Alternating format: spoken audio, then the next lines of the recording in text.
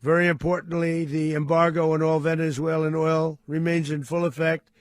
The American armada remains poised in position, and the United States retains all military options until United States demands have been fully met and fully satisfied.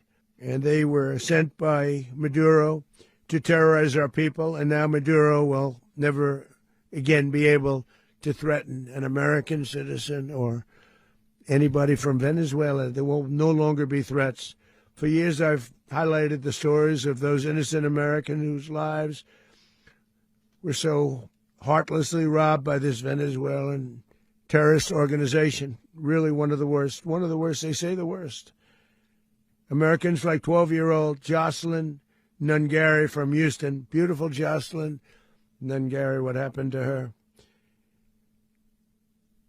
They, as you know, they kidnapped, assaulted, and murdered by Tren de Aragua animals. They murdered Jocelyn and left her dead under the bridge. There was a bridge that will never be the same to so many people after seeing what happened.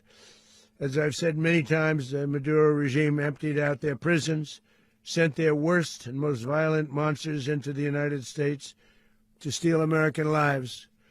And they came from mental institutions and insane asylums. They came from prisons and jails. The reason I say both, they sound similar. Actually, prisons a little bit more hostile, a little bit tougher.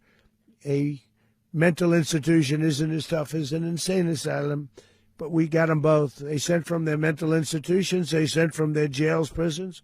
They were drug dealers. They were drug kingpins. They sent everybody bad into the United States, but no longer. And we have now a border where nobody gets through. In addition, Venezuela unilaterally seized and stole American oil, American assets, and American platforms, costing us billions and billions of dollars. They did this a while ago, but we never had a president that did anything about it. They took all of our property. It was our property. We built it. And we never had a president that decided to do anything about it. Instead, they fought wars that were 10,000 miles away. We built Venezuela oil industry with American talent, drive, and skill, and the socialist regime stole it from us during those previous administrations, and they stole it through force.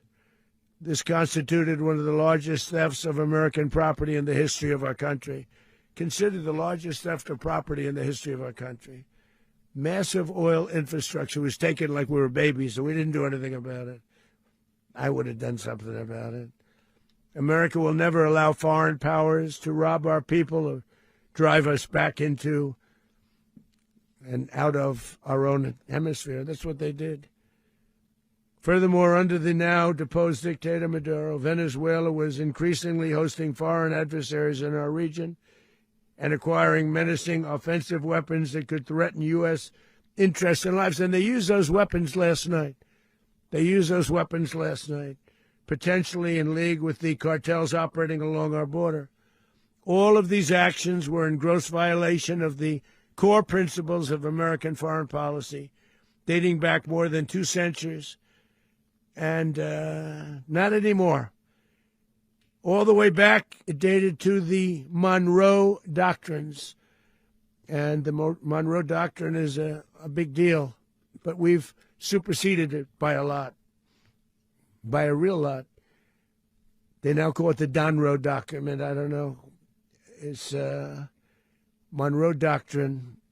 We sort of forgot about it. It was very important, but we forgot about it. We don't forget about it anymore. Under our new national security strategy, American dominance in the Western Hemisphere will never be questioned again. Won't happen. So just in concluding, for decades, other administrations have neglected or even contributed to these growing security threats in the Western Hemisphere. Under the Trump administration, we are reasserting American power in a very powerful way in our home region. And our home region is very different than it was just a short while ago. The future will be, and we did this in my first term. We had great dominance in my first term, and we have far greater dominance right now. Everyone's coming back to us. The future will be determined by the ability to protect commerce and territory and resources that are core to national security. These are core to our national security. Just like tariffs are, they've made our country rich, and they've made our national security stronger than ever before. But these are the iron laws that have always determined global power.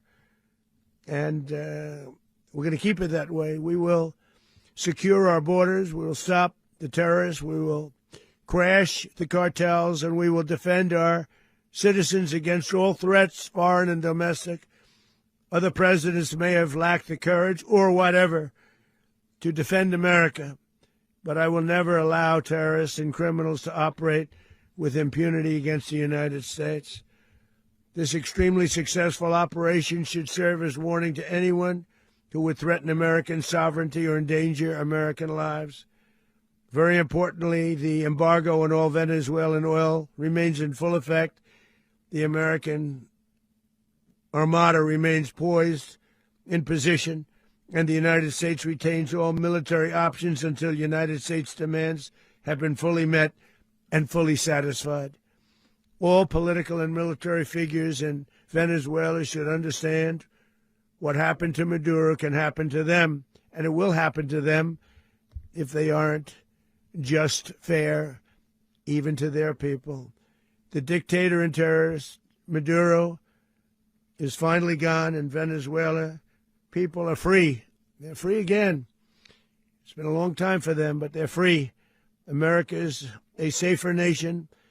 This morning, it's a prouder nation this morning because it didn't allow this horrible person and this country that was doing very bad things to us. It didn't allow it to happen. And the Western Hemisphere is right now a much safer place to be. So I want to thank everybody for being here. I want to thank General Raisin Kane. He's a fantastic man. I've worked with a lot of generals. I worked with some I didn't like. I worked with some I didn't respect. I worked with some that just weren't good. But this guy is fantastic. I watched last night one of the most precise attacks on sovereignty. I mean, it was an attack for justice. And I'm very proud of him, and I'm very proud of our Secretary of War, Pete Hegseth, who I'm going to ask to say a few words. Thank you very much. Subscribe, share, like, and comment. Subscribe, share, like, and comment. Subscribe, share, like, and comment. Subscribe, share, like, and comment. Subscribe, share, like, and comment.